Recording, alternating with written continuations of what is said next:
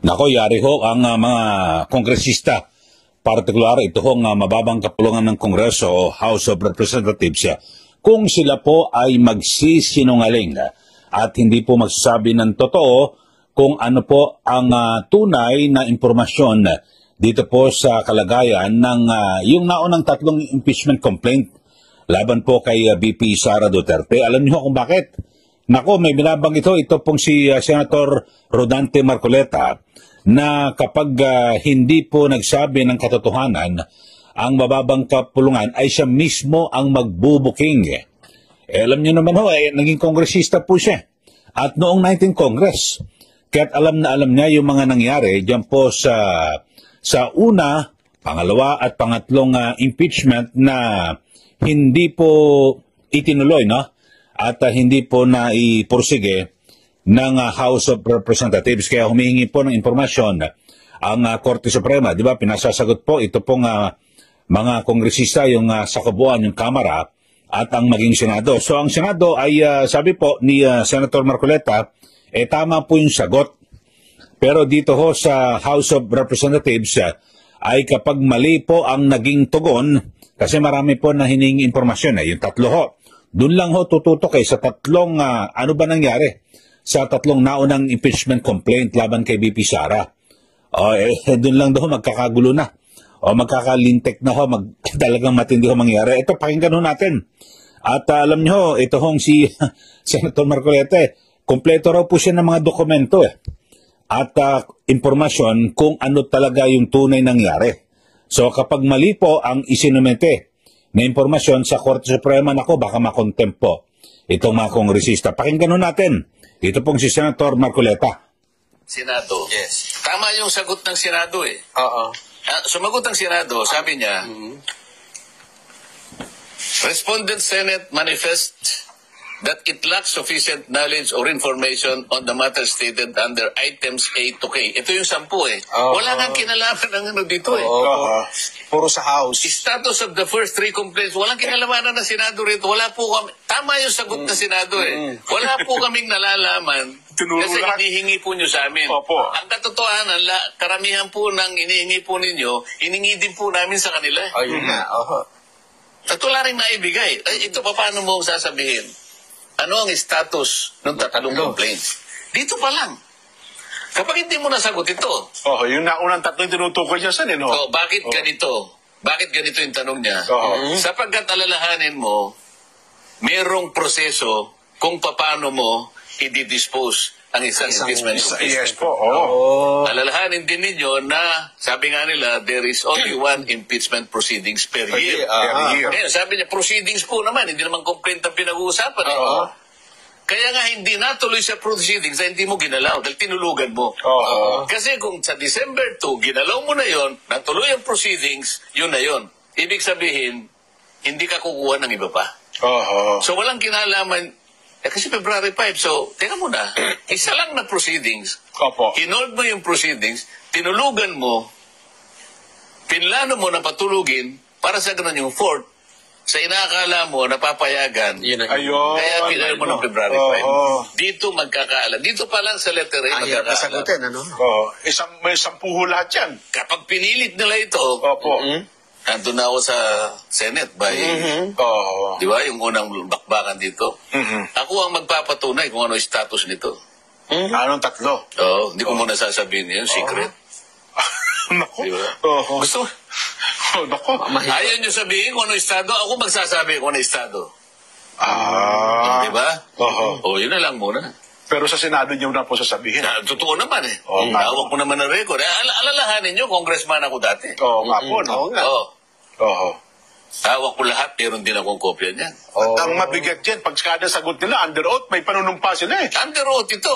Ano yan, kapag hindi nyo po. Pagka sinagot mo ng ganito at mali, under oath ka. Nako. Nakukontempt ka. Contempt yan, may kulong mo yan. Senator Judge ako, di ba? Kung matutuloy. Kung matutuloy. Opo. Hindi, pero teka lang, Sen. Merong... Di ba kanina? Bakit ako rito, yung isang mga rami reporter dito. Yung puro impeachment. Sabi ko, teka muna. Anong impeachment ang pinag-uusapan natin? Alam niyo, Sen, Okay, so yun po ang pahayag at tila pagbabanta ni Senator Marcoleta na kapag hindi po nagsabi ng katotohanan ang House of Representatives sa hinihinging impormasyon ng Supreme Court, nako, siya ho ang magbubuko. Siya po ang magbubuking.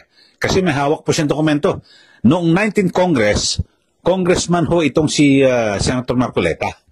Kaya nung inumpisahan po yan at, di ba, December 2, yung unang impeachment, pinatulog.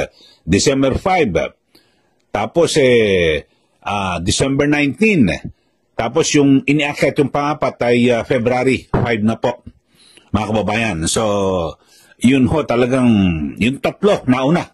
Kasi inihingi po ng Supreme Court Ang sabi, ano ba ang estado nito? At humingi ng impormasyon dahil sa may nakapending na 2 petisyon diyan po sa Supreme Court na kung saan ay inireklamo po ang mababang kapulungan ng Kongreso ng kampo ni VP Sara Duterte na lumalabag sa 1-year bar rule.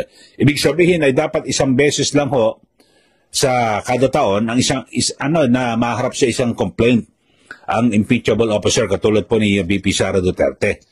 So sabi po ni Senator Marcoleta, nako, kompleto ako sa dokumento niyan. Ngayon, hindi niya ko sinabi sa kanyang programa, Senate 25, secret daw muna. So bibiglain niya. So supresahin niya itong mga kongresista. Kasi alam niyo ho, yan din po hinihingi ng ng Senado sa House of Representatives. Ano ba yung nangyari? Di po ba dyan sa 3 naunang impeachment? Bakit pinatulog o sadyang pinatulog? So yun lang po mga kababayan. So magkakaalaman. Nako, grabe ho. Pero may pasubali ho si Senator Marcoleta.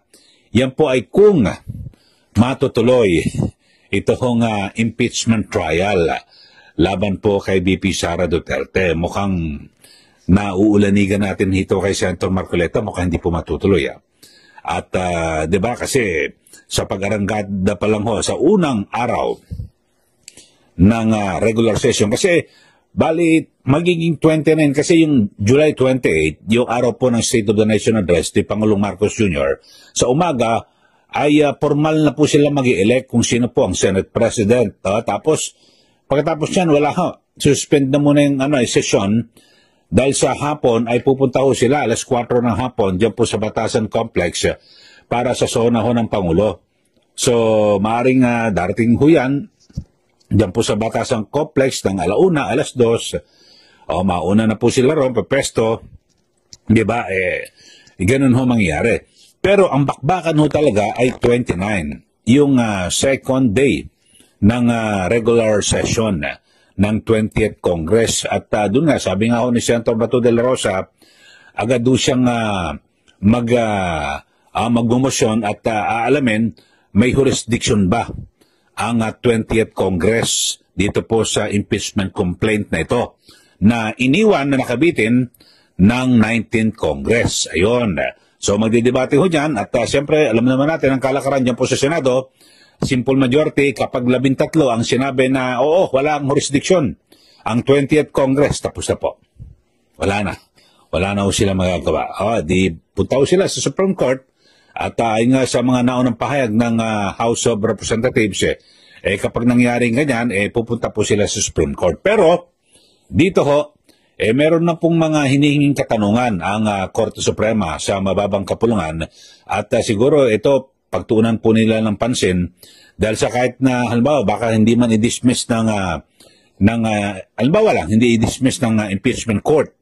Ito hong impeachment trial, baka naman ang Korte Suprema magsabi, hindi, lumabag kayo sa 1-year bar rule.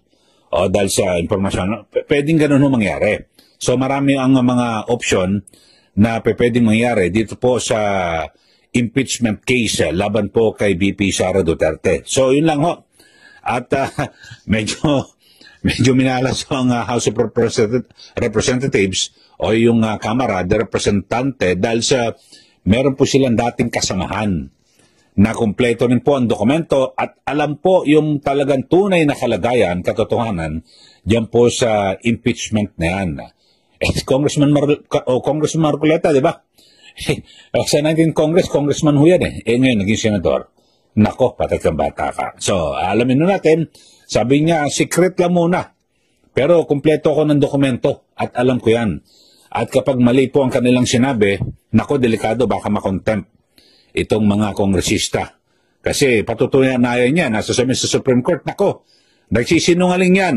Ito ang totoo. Dahil sa miyembro ako ng Kamara ng 19th Congress. Ayun. So magkakaalaman, mga kababayan. Subscribe.